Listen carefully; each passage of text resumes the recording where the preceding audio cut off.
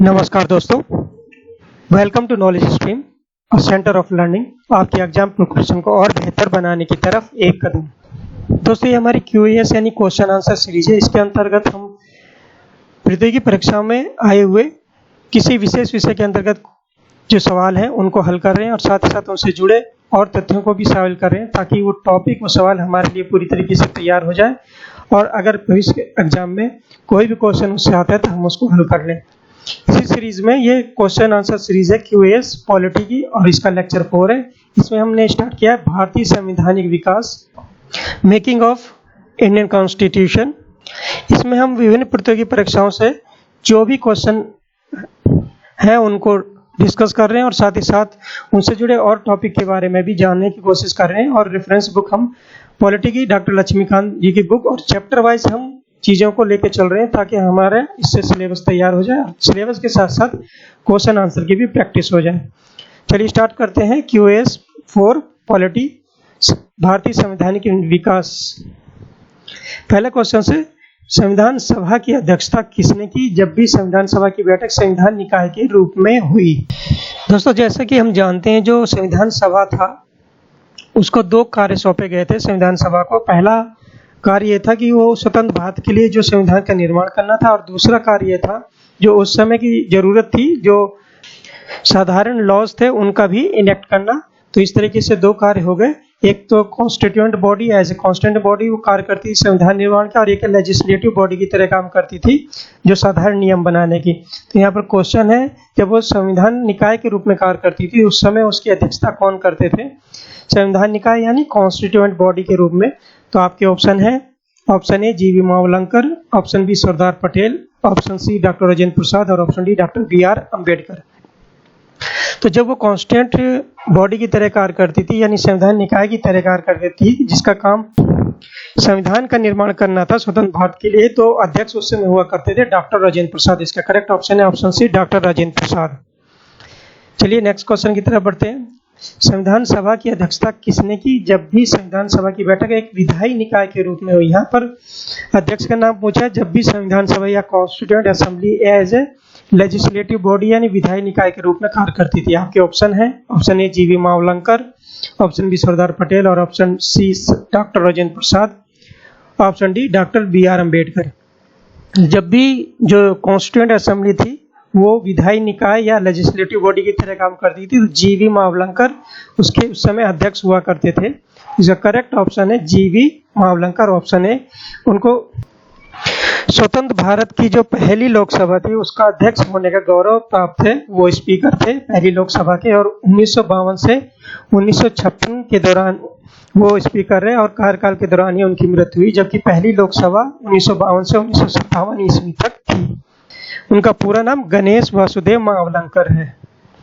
चलिए next question number 3 की तरफ पढ़ते हैं। किस तारीख को संविधान सभा ने राष्ट्रीय ध्वज को अपनाया? आपके ऑप्शन है 22 जनवरी 1947, ऑप्शन बी 3 जून 1947, ऑप्शन सी 22 जुलाई 1947 और ऑप्शन डी अप्रोक्स में से कोई नहीं। तो संविधान सभा ने राष्ट्रीय ध्वज को 22 जुलाई 1947 को अपनाया था। इसका करेक्ट आंसर है ऑप्शन सी। यहाँ पर और 2 डेट है उनके बारे में जान लेते हैं कि 22 जनवरी 1947 ईस्वी को जो जवाहरलाल नेहरू ने ऑब्जेक्टिव रिजोल्यूशन यानी उद्देश्य प्रस्ताव पेश किया था 13 दिसंबर 1946 को, उसको संविधान सभा ने पास कर दिया था 22 जनवरी 1947। इसलिए ये बहुत महत्वपूर्ण है क्योंकि इस दिन उद्देश्य प्रस्ताव संविधान सभा ने पास कर दिया था। और 3 जून 1947 इस दिन माउंटबेटन प्लान आया था भारत की पार्टीशन के लिए, तो 3 जून 1947 को माउंटबेटन प्लान आया था। चलिए नेक्स्ट क्वेश्चन नंबर 4 की तरफ बढ़ते हैं। किस तारीख को संविधान सभा ने राष्ट्रीय गान अपनाया? दोस्तों, राष्ट्रीय गान जैसा कि हम जानते हैं जन गण मन अधिनायक जय है। जो राष्ट्रगान है उसके रचयिता थे रविंद्रनाथ टैगोर और ये ओरिजिनली एक बंगाली पोएम थी उनकी। और फर्स्ट टाइम जो है ना ये पब्लिकली इसको संग किया गया था, गाया गया था कब? दिसंबर 1911 में जब कांग्रेस का कलकत्ता सेशन हुआ था।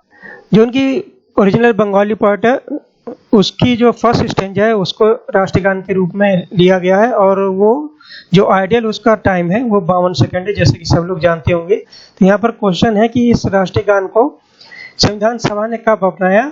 तो आपके ऑप्शन है ऑप्शन ए 22 जनवरी 1947, ऑप्शन बी 3 जून 1947, ऑप्शन सी 22 जुलाई 1947 और ऑप्शन डी 24 जनवरी 1950। तो संविधान सभा ने राष्ट्रीय गान को अपनाया था 24 जनवरी 1950 को, तो ऑप्शन डी सही है इसका।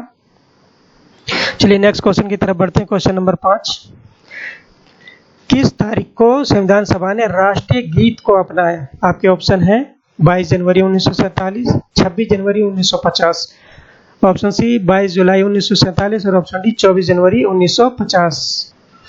इसका आंसर जानने से पहले हम राष्ट्रीय गीत के बारे में जान लेते हैं, जो कि वंदे मातरम जैसे सब लोगों को पता होगा, और इसके रचयिता थे बंकिम चंद्र चट्टोपाध्याय या चटर्जी, और ये 1870 की पोयम है बंकिम चंद्र चटर्जी की। और उसके पश्चात उन्होंने 1882 ईस्वी में उनकी एक नोवेल आई थी, बंगाली नोवेल आनंदमठ, उसमें इसको शामिल किया था। और जो बंगाली नोवेल आनंदमठ था वो बेसिकली एक रिवोल्ट पर बेस्ड थी, बहुत ही फेमस रिवोल्ट है, सन्यासी रिवोल्ट के नाम से जाना जाता है, जो 1770 से 1820 ईस्वी तक ये रिवोल्ट चलता रहा था। इसमें जो फकीर और सन्यासी थे उन्होंने ईस्ट इंडिया कंपनी के पॉलिसी के खिलाफ रिवोल्ट किया था, क्योंकि उस समय 1770 के आसपास बंगाल में बहुत ही भयंकर फैमिन या अकाल पड़ा था 1770 का बंगाल का। तो उसी पर बेसिस था सन्यासी रिवोल्ट और उसी को ही आनंद मठ में सम्मिलित किया था। और ये जो पहली बार राष्ट्रीय गीत है उसको रविन्द्रनाथ टैगोर जी ने किया था 1896 ईस्वी में, और इसके फर्स्ट 2 वर्सेस को अडॉप्ट किया था नेशनल सॉन्ग के रूप में, और 1937 में कांग्रेस वर्किंग कमेटी ने इसको अडॉप्ट किया था। तो चलिए राष्ट्रीय गीत से जुड़ी हुई हमने कुछ बातों को जान लिया। ऑप्शन देख लेते हैं। ऑप्शन ए है 22 जनवरी 1947, ऑप्शन बी 26 जनवरी 1950, ऑप्शन सी 22 जुलाई 1947 और ऑप्शन डी 24 जनवरी 1950। तो इसका करेक्ट आंसर है 24 जनवरी 1950 और ये ऑप्शन डी सही है। यहाँ पर 26 जनवरी 1950 हमारा संविधान लागू हुआ था, जैसे हम जानते हैं। 22 जुलाई 1947 को अभी हमने पढ़ा कि कॉन्स्टिट्यूएंट असेंबली यानी संविधान सभा ने नेशनल फ्लैग अडॉप्ट किया था। चलिए क्वेश्चन नंबर 6 की तरफ बढ़ते हैं। किस तारीख को संविधान सभा ने डॉक्टर राजेंद्र प्रसाद को भारत का पहला राष्ट्रपति चुना? आपके ऑप्शन है ऑप्शन ए 22 जुलाई 1947, ऑप्शन बी 26 नवंबर 1949, ऑप्शन सी 24 जनवरी 1950 और ऑप्शन डी 26 जनवरी 1950। तो डॉक्टर राजेंद्र प्रसाद को पहला राष्ट्रपति चुना था संविधान सभा ने 24 जनवरी 1950, ऑप्शन सी सही है इसका। यहाँ पर जो डेट है 26 नवंबर 1949, इस दिन संविधान बनकर तैयार हो गया था और 26 जनवरी 1950 को ये लागू हुआ था। 22 जुलाई 1947 को उद्देश्य प्रस्ताव कॉन्स्टिट्यूएंट असेंबली ने पारित किया था। चलिए नेक्स्ट क्वेश्चन, क्वेश्चन नंबर 7 की तरफ बढ़ते हैं। किस तारीख को संविधान सभा ने अपना अंतरिम सत्र घटक संविधान निकाय के रूप में आयोजित किया? मतलब जो कॉन्स्टिट्यूएंट असेंबली थी उसको एज ए कॉन्स्टिट्यूएंट बॉडी यानी संविधान निकाय के रूप में सबसे आखिरी सत्र कब आयोजित किया? ये बहुत ही महत्वपूर्ण सवाल है। आपके ऑप्शन है 22 जनवरी 1947, 3 जून 1947, 22 जुलाई 1947 और 24 जनवरी 1950। इसका करेक्ट आंसर है डी 24 जनवरी 1950। दोस्तों यहाँ पर मैं आपको याद कराना चाहता हूँ कि जो 24 जनवरी 1950 है उस दिन 4 प्रमुख चीज़ों को याद रखने की जरूरत है। उस दिन हुई थी सबसे पहले जो हमारा नेशनल एंथम है यानी राष्ट्रीय गान है उसको भी अडॉप्ट किया था कॉन्स्टिट्यूएंट असेंबली ने।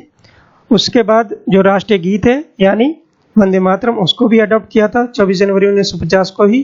डॉक्टर राजेंद्र प्रसाद पहले राष्ट्रपति चुने गए थे 24 जनवरी 1950 को ही, और 24 जनवरी 1950 को ही कॉन्स्टिट्यूएंट असेंबली की एज ए कॉन्स्टिट्यूएंट बॉडी संविधान निकाय के रूप में आखिरी बैठक हुई थी। मतलब इसके पश्चात जो कॉन्स्टिट्यूएंट असेंबली है उसकी बैठक जो है एक संवैधानिक निकाय यानी कॉन्स्टिट्यूएंट बॉडी के रूप में नहीं हुई थी, क्योंकि कॉन्स्टिट्यूशन बनकर तैयार हो गया था।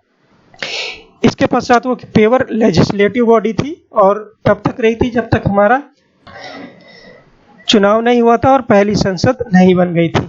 तो इस तरीके से इस क्वेश्चन में हमने काफ़ी चीज़ें डिस्कस कर ली। चलिए क्वेश्चन नंबर 8 की तरफ बढ़ते हैं।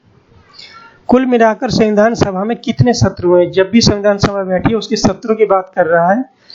Option A 10, option B 11, option C 12, option D 13। जो संविधान सभा है कॉन्स्टिट्यूएंट असेंबली है उसके सत्र हुए थे 11 सत्र हुए थे, जिसमें उसने अपने कार्यों को निपटाया था। तो इसका करेक्ट ऑप्शन है ऑप्शन बी 11। बहुत ही इंपॉर्टेंट क्वेश्चन है, कई बार एग्जाम में पूछा गया है और ये इसको लोग बाग छोड़ के आ जाते हैं क्योंकि उनको पता नहीं रहता है। चलिए नेक्स्ट क्वेश्चन नंबर 9 की तरफ बढ़ते हैं। कुल मिलाकर संविधान सभा में कितने वर्षों, महीनों और दिनों में 11 सत्र हुए? ये जो 11 सत्र हुए उसको टाइम पीरियड पूछ रहा है। बहुत ही महत्वपूर्ण सवाल ये भी है कि कितने उसको वर्ष लगे, कितने महीने और कितने दिन लगे। आपके ऑप्शन है 1 साल 11 महीने 18 दिन ऑप्शन ए, ऑप्शन बी है 2 साल 11 महीने 18 दिन, ऑप्शन 3 सी है 3 साल 11 महीने 18 दिन और ऑप्शन डी है 4 साल 11 महीने 18 दिन। जो संविधान सभा की बैठक हुई थी 11 सत्रों में हुई थी और उसको 2 साल 11 महीने 18 दिन लगे थे, तो करेक्ट आंसर है इसका ऑप्शन बी। चलिए आज के QS 4 का आखिरी क्वेश्चन नंबर 10 पढ़ लेते हैं। संविधान के मसौदे पर कितने दिनों के लिए विचार किया गया? जो भी हमारा संविधान बनकर तैयार हुआ उस पर डिस्कशन किया गया था, जो ड्राफ्ट बनकर तैयार हुआ था, तो उसी पर एक क्वेश्चन है कि कितने दिनों के लिए उस पर विचार किया गया था। बहुत ही महत्वपूर्ण क्वेश्चन ये भी है। ऑप्शन है 114 दिन, ऑप्शन बी 115 दिन, ऑप्शन डी 116 दिन और ऑप्शन सी है 116 दिन और ऑप्शन डी है उपरोक्त में से कोई नहीं। इसका करेक्ट आंसर है ऑप्शन ए 114 दिन। तो 114 दिन तक जो ड्राफ्ट कॉन्स्टिट्यूशन बन के तैयार हुआ था उसके मसौदे पर चर्चा और विचार किया गया था कि उसमें क्या सही है, क्या नहीं है, क्या जरूरत है, क्या नहीं है।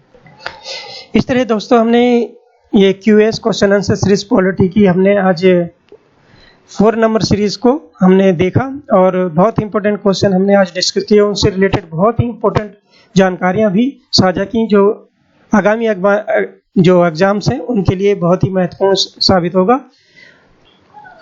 आपको एक कैसा लगता है कमेंट बॉक्स में जरूर बताइएगा और चैनल को जरूर सब्सक्राइब कीजिए और नेक्स्ट वीडियो के नोटिफिकेशन के लिए बेल आइकन जरूर दबा लें और दोस्तों के बीच में इसको जरूर शेयर करें जो भी एग्जामिनेशन प्रिपरेशन की तैयारी से जुड़ा हुआ है। नॉलेज स्ट्रीम में बने रहने के लिए धन्यवाद।